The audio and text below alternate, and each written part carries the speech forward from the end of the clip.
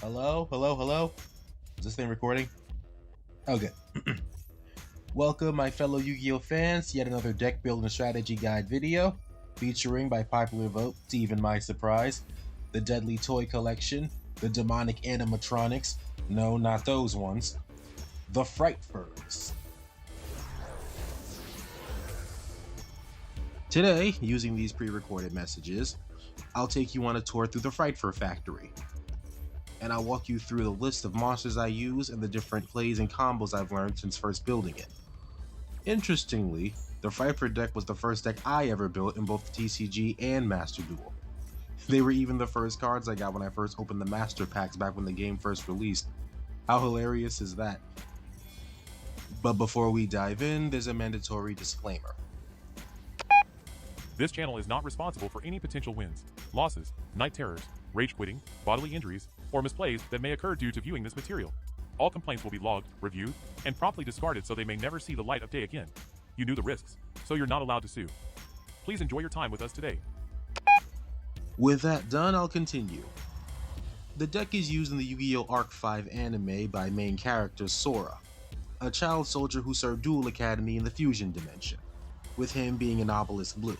It's all based on the Yu-Gi-Oh! GX anime. It's also the first anime original Fusion deck to be revealed since GX. I'm pretty sure. And like many of the earlier archetypes in GX, most of their fusion monsters actually look like the fusions of their respective materials, which are admittedly very terrifying to look at.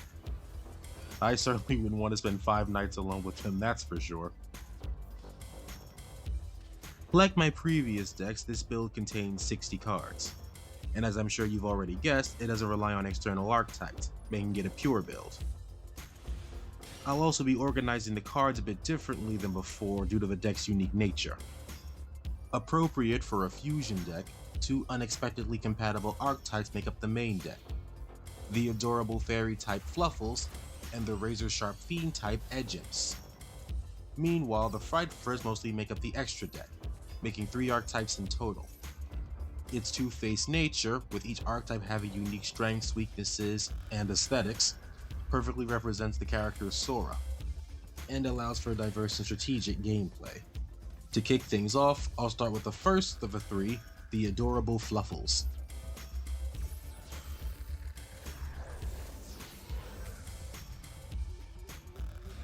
The first Fluffal on the list is the adorable Fluffal Dog.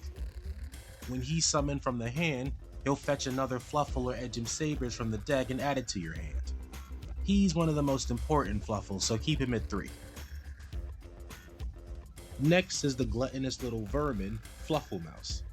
When it's on the field during your main phase, it can summon the other copies of itself from the deck. As with any monster with swarming abilities, you should keep him at 3. Fluffal Angel is a relatively new card to the deck. Fitting the deck's origin in Arc 5, it's a pendulum monster. Its pendulum effect lets you target and revive a Fluffal or Edgent monster from the graveyard. But if you use it, you'll be locked into fusion summoning from the extra deck for the rest of the turn. Its monster effect lets attribute itself to target a Frightfur fusion monster in the graveyard and revive it after discarding a card from your hand. Keep him at 3. The next card isn't technically a Fluffal card, but can still be considered one, and that card is Toy Vendor. Being a gachapon game, you can pay the cost of 1 card in your hand to draw another card and reveal it. And if it's a Fluffal, you can special summon a monster from your hand, or get rid of it if it isn't. Its second effect activates if it's sent to the graveyard. Like Dog, it lets you add a Fluffal or Edgem Sabers to your hand from the deck. You can do a lot with this card, so keep it at 3. Returning to the monsters, we have Fluffal Penguin, who has 2 effects. The first lets you special summon a different Fluffal from your hand during your main phase. Its second effect lets you draw 2 cards and then discard one if Penguin is used as a fusion material and sent to the graveyard. Next is another feathered Fluffal, Fluffal Owl, which also has 2 effects. When summoned from the hand, you can add polymerization to your hand from the deck. Its second effect lets you take a shortcut and instead pay 500 life points to let Owl become the polymerization instead, but only for your Frightfur monsters. After Owl, we have another relatively new addition to the deck, Fluffal Dolphin, which, as you guessed, also has two effects. The first lets you target a toy vendor in your graveyard and then send it to the field, and then send a Fluffal or Imps sabers from the deck to the graveyard. If you use it as a fusion material and it gets sent to the graveyard, you can shuffle a fusion spell, including polymerization, back into the deck. The next Fluffal, who also inhabits the seas, is none other than Fluffal Octopus. When it's summoned, you can target a Fluffal or Imp in the graveyard and add it to your hand. It can also target at least two of your banished monsters or return them to the graveyard if Octopus is sent to the graveyard as a fusion material. The next monster is an anime staple, Fluffal Bear. Yet another Fluffal with two effects. The first lets him discard himself to send a toy vendor from the deck to the field.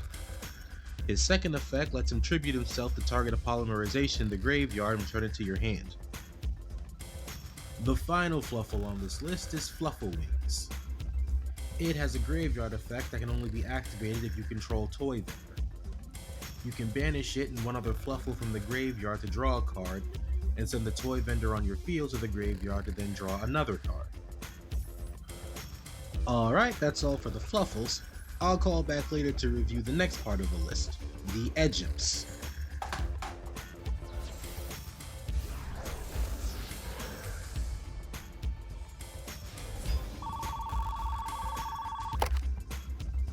Hello? Glad you're still here. I had to step away for a second to check on something, nothing serious, and now I can go on to explain more about the more dangerous looking monsters in the deck. Starting with Imp Sabers. Its effect lets you place a card in your hand at the top of the deck and then special summon it from the graveyard. It's one of the most essential Imps, so keep it at 3. The next Imp is a new addition to the deck, Imp Scythe.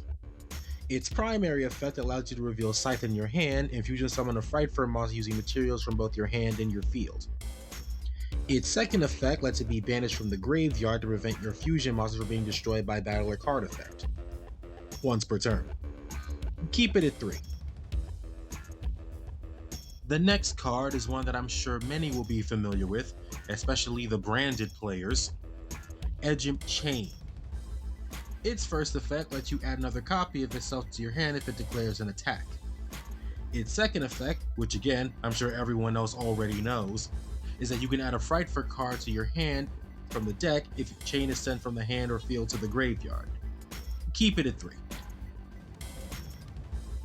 Imp Tomahawk is next and has two essential effects you'll definitely want to know. The first is a burn effect that deals 800 points of damage to your opponent by discarding an Imp monster from your hand. And the second lets you send an Imp monster to the graveyard from the deck and make Tomahawk's name the same as the Imp that you sent. After that is Imp Saw. When it's normal summoned, you can discard a Fluffal monster and draw 2 cards before sending 1 card from your hand to the top or bottom of the deck. The final Imp is Angel's Pendulum counterpart, Imp Cotton Eater. Its first pendulum effect gives all of your fusion monsters an extra 300 attack points. Its second pendulum effect lets you draw a card if you fusion summon a monster, which unfortunately is only once per turn. Its monster effect inflicts 200 points of damage to your opponent for each Frightfur monster in your graveyard when it's special summoned. With 2/3 of the deck finished, all that's left is to go over the remaining archetype, the Frightfurs. Unfortunately, we're still waiting for the all clear to ensure it's safe, properly maintained, so bear with me for a bit.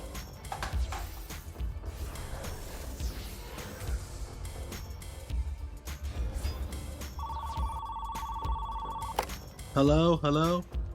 So the all clear hasn't been given yet, but there's still plenty I can show you before we have to move on to the scarier parts.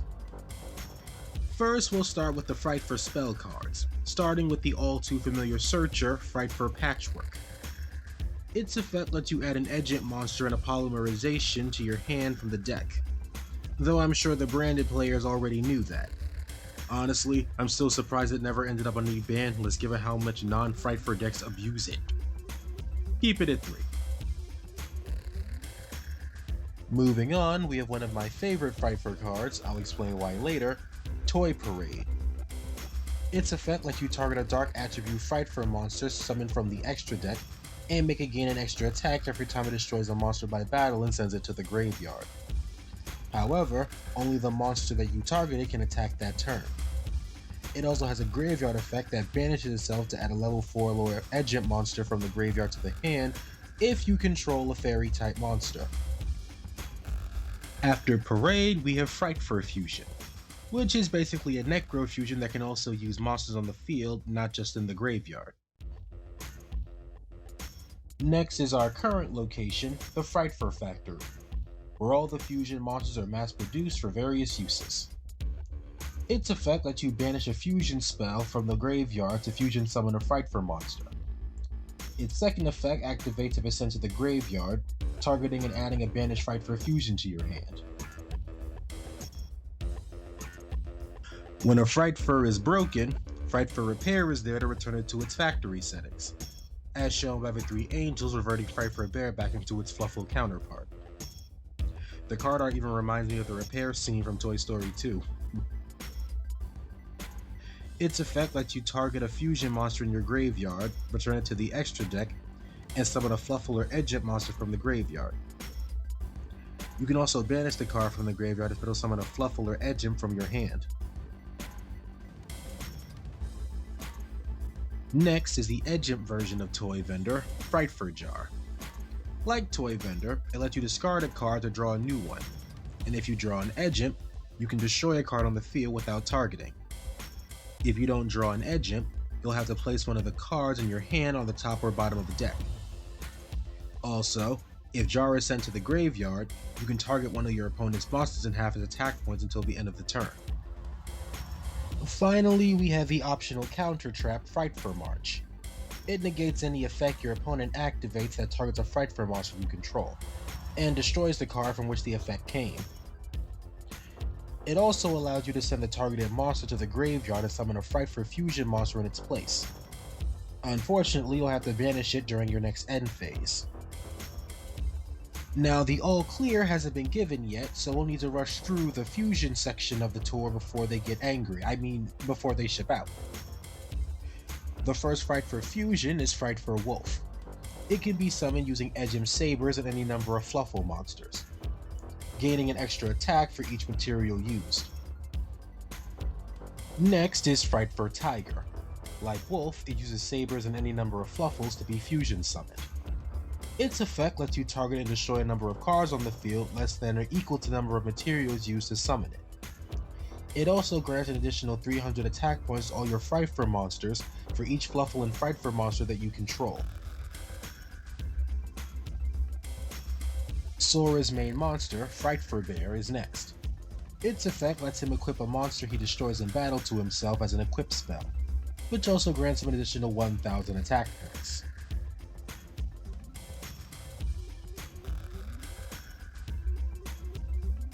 Next is a second cat-based Frightfur, Frightfur Leo. It can target and destroy one of your opponent's face-up monsters before inflicting damage to your opponent equal to the destroyed monster's original attack points. But using that effect means Leo can attack directly.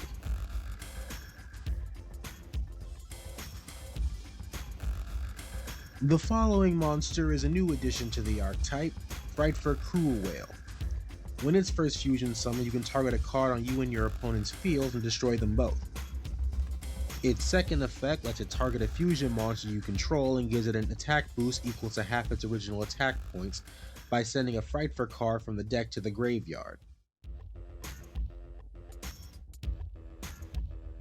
After Whale is Frightfur Sheep.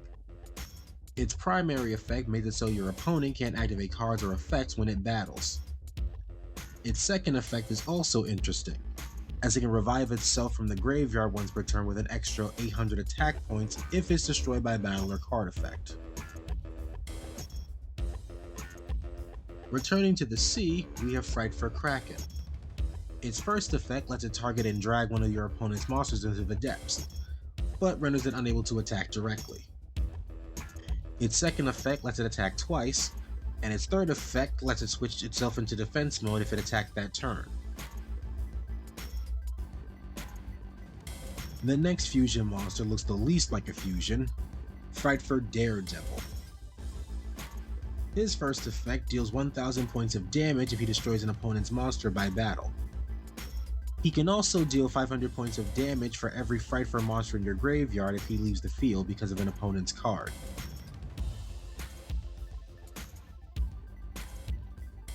Next, we have another cat-based fusion, Frightfur Sabretooth. If you summon him using 3 or more materials, he becomes immune to battle and effect destruction. Fusion summoning him also lets him revive a Frightfur monster from your graveyard. He also boosts the attack of your Frightfur monsters by 400.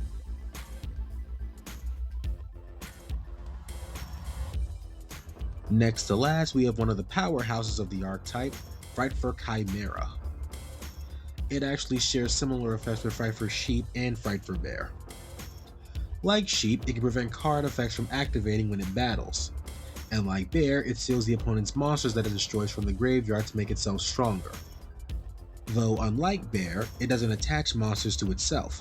It summons them to your field with half of their attack points and gains 300 extra attack points for each one you control. And finally, we have the most terrifying looking fusion that looks more like a gimmick puppet than a Frightfur, the appropriately named Dangerous Frightfur Nightmare. She automatically gains 300 attack points for each fairy and fiend in the graveyard during your turn. My favorite effect lets her send Fluffals, Frightfurs, and Imps from the deck to the graveyard, equal to the level of a monster she destroys in battle. Her third effect protects her from targeting effects by letting her banish Frightfurs in the extra deck to negate the effect. She's the deck's true ace. Additionally, here are a few cards that can also be worked into the deck, depending on your play style and personal preferences. Okay, now that the tour is over, I recommend heading back to the office before something bad happens. I mean, to get some rest, obviously. Once there, I'll go over the best part, the strategy guide.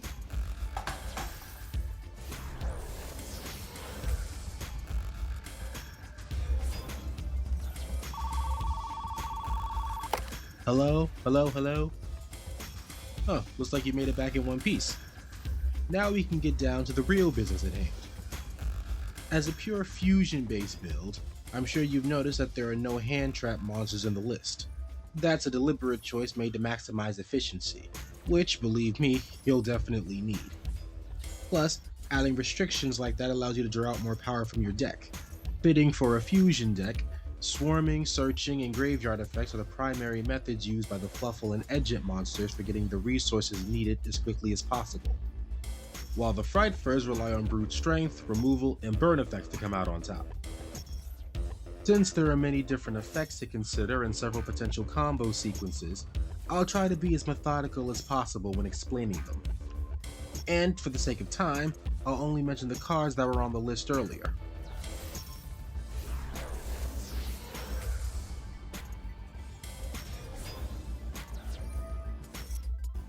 One of my most common strategies is using Fluffal Bear to set Toy Vendor from the deck, normal summon Fluffal Dog to search for Fluffal Wings, and then use Toy Vendor to discard Wings to draw a card.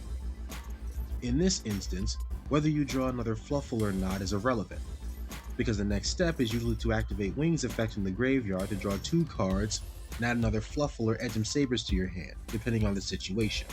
If you end up having 2 Toy Vendors in your hand, you can use one to send the other to the graveyard to both draw and potentially discard a card and add Fluffal Dolphin to your hand, if it's not there already. Summoning Dolphin and using its effect to set your previously discarded Toy Vendor on the field will allow you to send Fluffal Wings to the graveyard from the deck. And since each of the Toy Vendor's effects can be used once per copy, you can use a newer one to discard another Fluffal in your hand to the graveyard, if there isn't one there already, and then use the same Toy Vendor or Wings combo previously mentioned. Another preferred Toy Vendor tactic is using it to discard Edgem Chain, allowing its own graveyard effect to let you search for whatever Frightfur spell or trap you might need, which will likely almost always be Frightfur Patchwork. Additionally, If you have Edge Imp Sabers in your graveyard and a Fluffal in your hand, preferably dog, dolphin, owl, or even mouse, you can use its graveyard effect to return them to the top of the deck, and then use Toy Vendor to draw them, before special summoning them to the field. Fluffal Dolphin can also recycle the other Toy Vendor, Frightfur Jar, though you'd still have to wait until the next turn to activate it.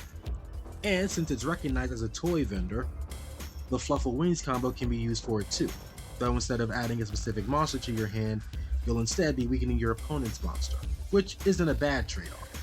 Using the Edge Imp Sabers combo with Frightfur Jar would also work, and can help eliminate troublesome cards on your opponent's field, or even strategically destroy your own cards, like Toy Vendor.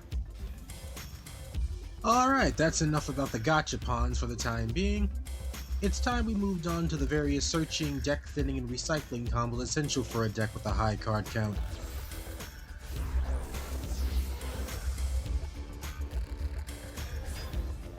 We've already gone over the Toy Vendor combos, but there are several other ways to make the deck more consistent as the duel goes on.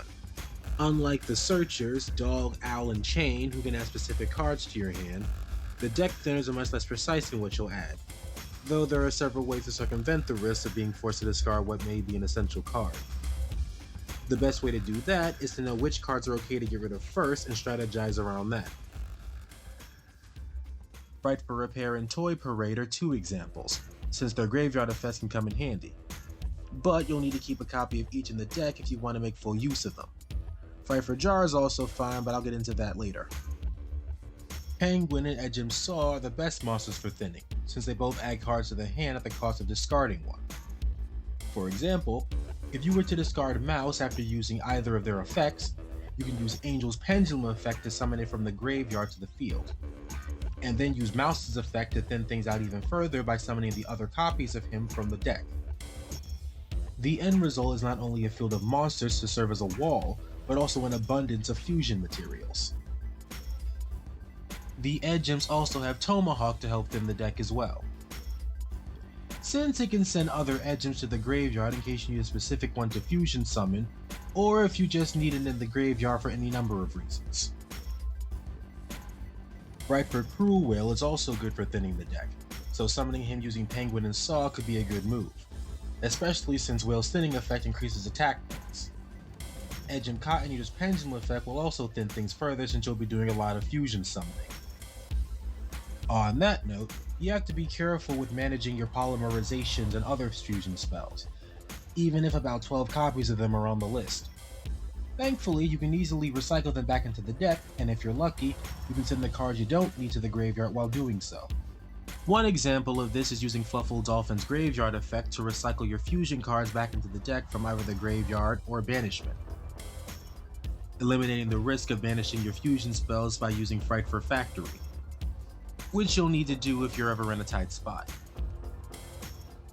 Fluffal Bear contributed so to bring a polymerization from the graveyard back to your hand, and Fluffal Octopus is helpful in several ways, mostly with its graveyard effect since the Fluffal Wing Toy Vendor combo banishes wings and another Fluffal monster. You can use Octopus to get those monsters back into the graveyard, and from there you have several options. You can use the combo again on a different turn if you've done it already, use it if you haven't, banish them again using Frightfur Fusion, or do any of those after using Frightfur Fusion. Frightfur Repair's effect can also return your fusion monsters to the extra deck and special summon whatever fusion materials you might need. You can even use Cruel Whale's effect to give it a target. With that, let's take a breather, and when we get back, I'll review the most important part of the guide, the Frightfur combos.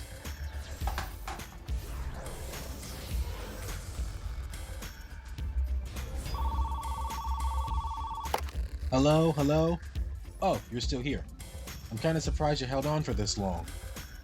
Anyway, as I've said before, the Frightfurs rely mostly on their own raw power when doing battle, but a few use special gimmicks to either increase their power or make the opponent more vulnerable to damage, just waiting for you to drop your guard so they can attack you when you least expect it. There are many combos, so I'll start with a few simple ones and work my way up. The first is a burn combo using Leo and Daredevil against multiple monsters. Leo can destroy the strongest one, inflicting a large amount of damage, while Daredevil can destroy the weakest monster by battle and inflict burn damage on top of his battle damage. Adding to this, you can use Crew Whale's effect to send your less essential Frightfur fusion monsters to the graveyard, increasing Daredevil's attack points and giving you a good contingency plan if your opponent decides to make the foolish mistake of destroying or banishing Daredevil. You can even special summon Edgem Cotton Eater to deal even more damage.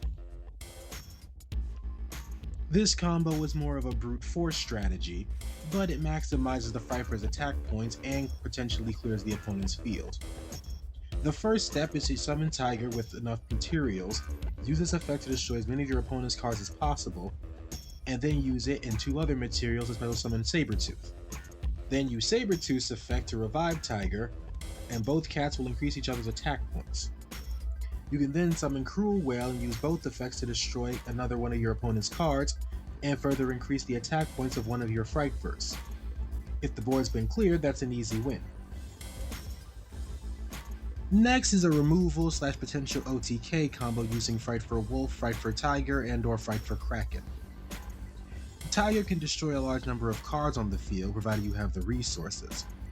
Kraken can remove a single monster from the field, and if there are still monsters on your opponent's field that are weaker than it, attack them.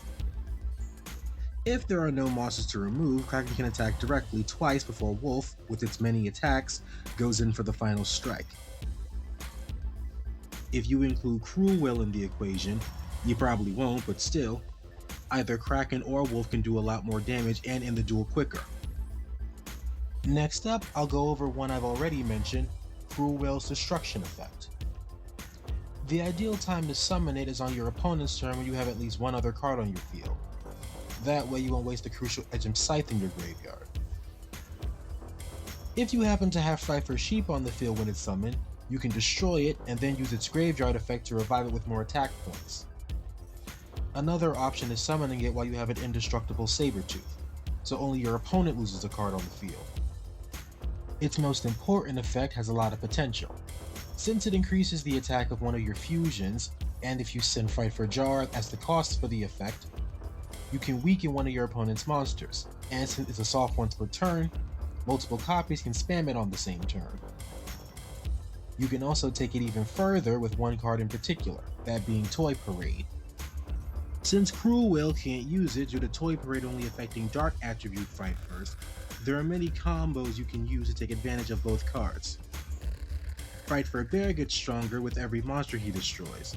His original 2200 attack points combined with Cruel Whale's boost of 1100 make him pretty powerful, but combine his effect with Toy Parade's multiple attacks, even destroying 2 monsters and equipping them to get an extra 1000 attack points each, would leave anyone terrified. If I saw that coming at me in a dark hallway, I'd quit on the spot. Chimera has a similar strategy, though its effect doesn't give it a significant boost compared to Bear. But it more than makes up for that by preventing your opponent from stopping its attacks. Whale's 1400 attack boost, an extra 300 attack for each monster it destroys and takes control of, and multiple attacks that can't be chained to. It's a bit impractical, so I've never tried it, but you should if you think you're up for it. Daredevil is especially effective with this combo since he also burns the opponent whenever he destroys the monster by battle. Cruel Whale providing 1500 extra attack points, Parade providing multiple attacks, and Daredevil himself dealing 1000 extra points of damage on top of what I assume is already significant battle damage. I'm scared just thinking about it. This combo might even have OTK potential.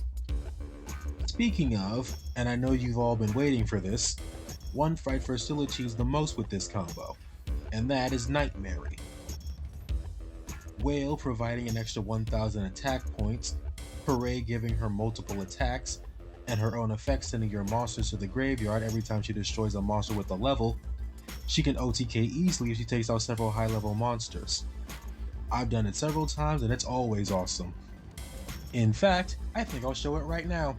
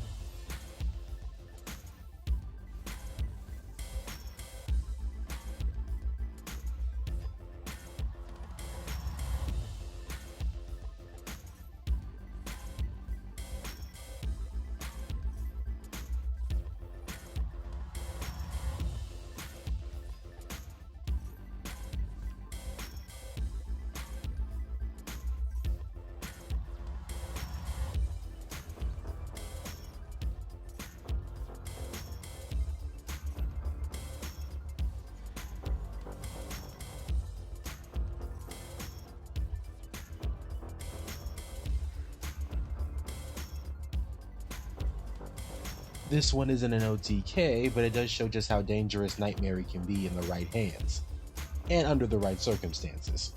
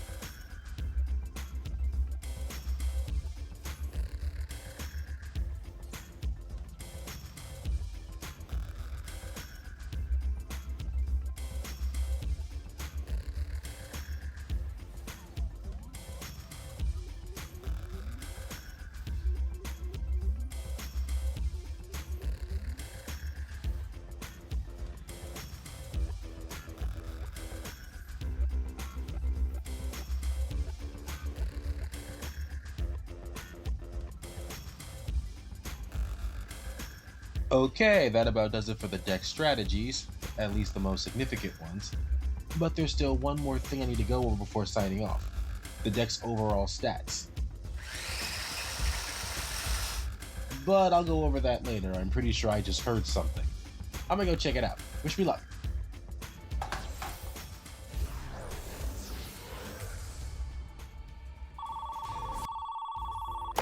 Hello, hello, hello? Oh, good. You made it this far. Honestly, most people rarely ever get this far. Now, there are 3 things left to go over with the deck's statistics: the deck's overall power, its adaptability, and its ability to recover.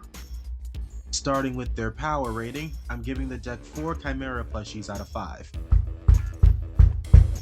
I mean 5 Chimera plushies out of 5, obviously.